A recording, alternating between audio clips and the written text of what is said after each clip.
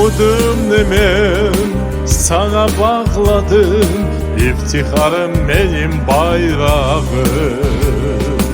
Kaderin dostlar o yel biresin, onun ile bağlı hayatım. Dalgalı bayrak, mukaddes bayrak, ailensin daim vatanda.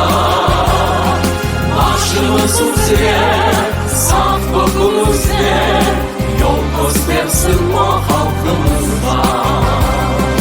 Benim bayrağım, aziz bayrağım, milletimin temsili sensin. Biz sana sadık oluruz dayım, Kırım'da da sen ile gelsin.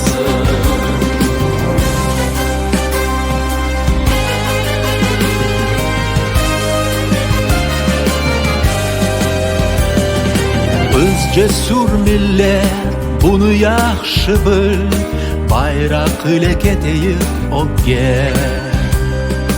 Yanış getirsin, uç kuvvet versin, Kırım Tatar bayrağı bizge.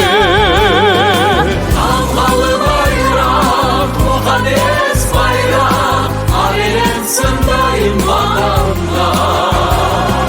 Başımız uzaya, saf kokumuz ne, yol göstersin o halkımızda.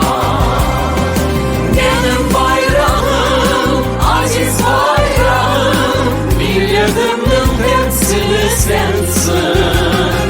Biz sana sadık oluruz dayım, Kırım'da da sen ile gelsin. Biz sana sadık oluruz dayım,